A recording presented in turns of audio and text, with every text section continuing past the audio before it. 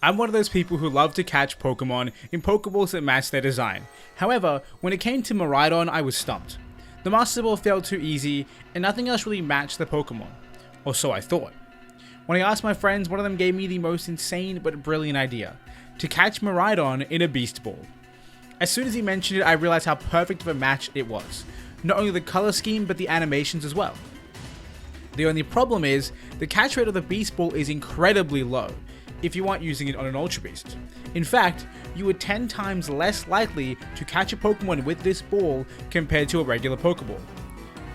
Not to mention the fact that Miraidon ties with many other legendaries for the lowest catch rate in the game.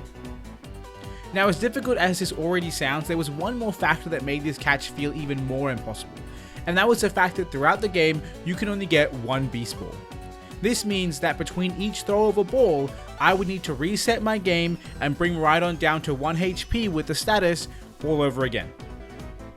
This meant this catch could take forever. Nevertheless, realizing how amazing it would look, I set off on a mission to make this near impossible catch. Typically when I catch legendary Pokemon, I opt to use the paralysis status condition over sleep.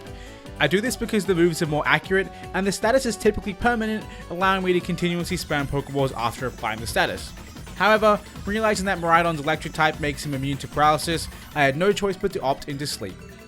Luckily, this made little difference because I couldn't spam Pokeballs either way.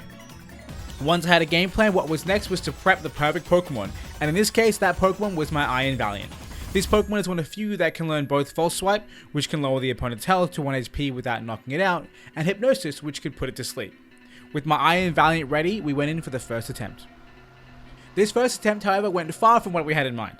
I forgot to account for how bulky and powerful Miraidon was, and I quickly realized it could easily take me out before I got enough False Swipes in to lower it to 1 HP, let alone put it to sleep. For the next attempt, I decided to lead with Hypnosis, however this time I was in for a very rude awakening. You see, I'd forgotten that the electric terrain prevented the sleep status, meaning I'd need to wait until it disappeared at turn 6 before I could put Miraidon to sleep. I couldn't afford to wait those turns, so it was back to the drawing board. Knowing that I need to change the terrain to something other than Fairy Electric, which both prevented sleep, my first idea was to leverage the new Pokemon Arboliva and its new Seed Solar ability. This ability allowed it to put up the grassy terrain anytime it gets hit with an attack. The next challenge then became, how do I consistently and quickly lower Miraidon's HP without Iron Valiant fainting? This is when I noticed Memento was one of Arboliva's egg moves. The move Memento causes the user to faint, but lowers the opponent's attack and special attack by 2 stages. This meant I could switch into Iron Valiant and greatly reduce Miraidon's damage output all in one turn. After having a quick picnic to transfer the egg move from my jump bluff to Arboliva, I was ready to try again. Unfortunately, despite this being an amazing idea in theory, I quickly realized it wasn't a good idea in practice. The grassy terrain was constantly healing Miraidon as I was dealing damage, which made it take more turns to reduce its HP to 1, and once I did, the healing meant it would restore a small portion of HP before I could even throw a ball. When going for a catch with rates so low, every hit point matters, and I knew this grassy terrain strategy was not going to work. And honestly, in this moment things felt pretty hopeless. But when a friend jokingly messaged me, "fuck the terrain," it reminded me of the new move Ice Spinner, which dealt sizable damage and removed any terrain from the field. This move was my last hope. The only challenge was, I needed a Pokemon who would be weak enough to not kill Miraidon, who was weak to Ice type, but also fast enough to move first, else it could be knocked out before removing the terrain. After hitting the damage calculator to find the perfect Pokemon, it turned out they were sitting in my box all along. It was the legendary Pokemon Qianpao.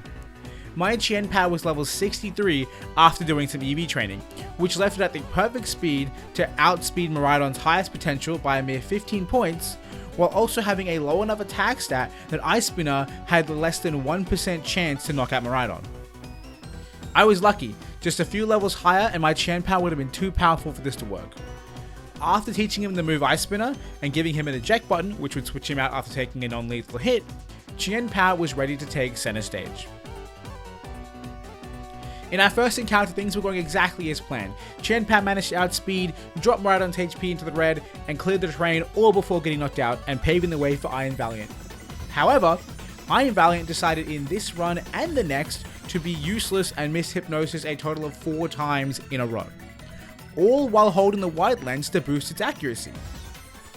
Realizing how inconsistent this strategy could be because of Hypnosis' terrible accuracy, I knew I needed a backup plan for putting Miraidon to sleep. To fill this slot, I leveled up my Brute Bonnet. With the 100% accurate Spore, and more than enough bulk to take any one hit, he was the perfect Pokemon to fill this slot. Moving on from Iron Valiant's failures, we finally started having some consistent success putting Miraidon to sleep. From there, it was rinse and repeat, and repeat, and repeat, and repeat, with no more than a single shake in the first hour of resets. With such limited success, it was time to try something new, which in this case was making a sandwich.